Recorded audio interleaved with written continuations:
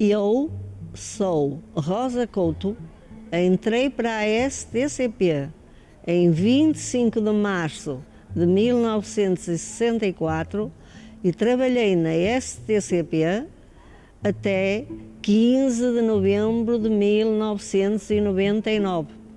Conheci o meu marido na véspera, portanto a 24 de março do mesmo ano.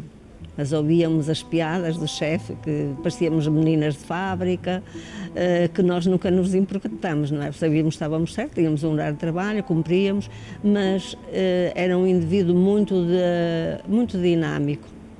Nessa altura faziam-se as festas, por exemplo, dos trabalhadores dos transportes, era feita no Palácio de Cristal e, por nossa conta e risco, nós fazíamos enfeites para enfeitar aquela bola toda que tem o Palácio de Cristal, em bandolins, nas nossas horas, que não eram pagas pela empresa, fazíamos aquilo com gosto. Dentro da empresa também havia um grupo de teatro, havia um grupo de coral a que eu pertenci. Havia muitas coisas que animavam as festas dos trabalhadores, era tudo feito assim, mas eles tinham aquelas ideias antigas, não é? Eu aprendi muito nos transportes. Eu fui para uma área que não seria aquela área que eu gostaria, porque queria ser outra coisa e na altura não havia cá estudos, e eu queria a área do desporto. E eu, na altura, os meus pais não me deixaram ir, pronto, era complicado, e eu fui ter aos transportes num concurso que fiz e que fiquei, e adaptei-me completamente. Gostei muito do trabalho que fiz sempre, também com os trabalhadores com quem estive. Fui evoluindo na minha carreira, portanto, eu entrei como aspirante a escriturária, depois fui escriturária, fui chefe de secção e saí como coordenadora administrativa. Na área da coordenação tinha bastantes pessoas ligadas, porque os transportes estavam separados. Por exemplo, a parte da medicina era em Francos, a segurança era em Francos, tudo isso estava ligado à minha área, não é? E tinha a parte com os trabalhadores que era ali. No dia 25 de abril, eu tive 2 filhos e o segundo nasceu a 13 de janeiro de 74. Quando eu atravessei a Ponta Rábida, estava tudo cheio de tropas. E quando entrei na secção, eu disse ao meu chefe que se calhar queria me ir embora, que tinha de ter acontecido alguma coisa, e eu tinha 2 filhos, no colégio e o outro ficou em casa da Yama.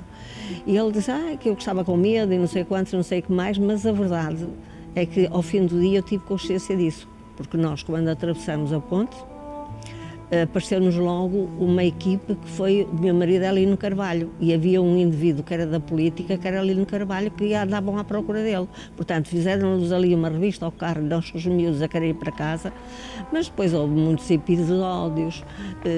Lembro-me de um colega que era comunista, esteve preso mais que uma vez, e no dia 25 de abril ele entrou feliz por lá dentro a dizer: sou comunista, sou sim senhora. Quer dizer, são coisas que nós não esquecemos numa vida, não é? Depois houve ali uma fase dos trabalhadores também um bocadinho difícil, porque ninguém sabia o que era uma greve, toda a gente queria reivindicar, achavam que o pessoal podia fazer tudo, mas a verdade é que os trabalhadores tiveram regalias. Por exemplo, os trabalhadores estudantes, se quisessem estudar, não tinham regalia nenhuma. E a partir do 25 de abril houve reuniões com a administração, e, portanto, foram-se criando, no acordo da empresa, foram aparecendo coisas que eram benéficas aos trabalhadores. Houve pessoas que quiseram subir na empresa, e em todas as áreas, na parte da oficina, muitos queriam os lugares das FIAs, e, portanto, fizeram-se os saneamentos, que não foram muito fáceis, nem toda a gente alinhou. Veio uma administração nova que foi, também isso mudou muita coisa, não é? Nós tivemos um general que era tropa, que foi nosso presidente, vieram dois na área do pessoal, também esteve uma pessoa que não era tropa, mas que era uma pessoa conscienciosa, que ouvia os trabalhadores, portanto, as coisas foram indo, mas muito lentamente. Os trabalhadores tiveram logo um aumento que não foi muito correto, não é? Porque foi igual para toda a gente. Houve categorias que tinham o subchefe de secção e que foi, acabou, como a seguir era chefe de secção, passaram todos a chefe de secção. Portanto, houve assim umas coisinhas pequenas, mas que em nível de trabalhadores ajudou muito. Inicialmente, hoje as mulheres trabalhadores têm direito ao transporte, mas naquela altura não tinham e passaram a ter depois. Mas tinham direito, por exemplo, ao médico.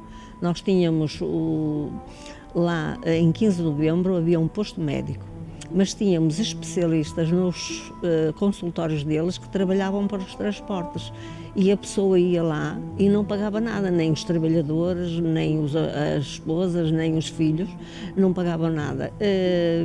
Pronto, era uma empresa grande, mas com uma certa qualidade, não é? Tínhamos uma casa de pessoal. A casa de pessoal era onde os trabalhadores, se quisessem, faziam as suas despesas, que, por exemplo, foram os empregados que beneficiaram, porque eles não eram empregados do STCP. E com o 25 de Abril conseguiram passar a trabalhadores da STCP. Os trabalhadores dos bares, a maior parte deles não eram, e também passaram a ser. Portanto, o 25 de Abril trouxe, de uma maneira geral, benefícios aos trabalhadores. Não trouxe a todos, não é? Dentro do serviço, portanto, para a evolução de uma carreira, também fiz sempre concursos. Portanto, eu fiz concurso para chefe de serviço, eu fiz concurso para chefe de secção, não era por antiguidade, era nós fazíamos. Coordenadora não fiz concurso nenhum. Tenho uma ideia que houve uma greve e que o pessoal se juntou na carcereira e as pessoas ficaram pelas secções, por exemplo, no tempo de greve, que não é viável, dentro das secções a jogar cartas, por exemplo. Faziam concursos de cartas e assim, não estavam em greve, não é? Mas estavam dentro da secção, não estavam a fazer nada.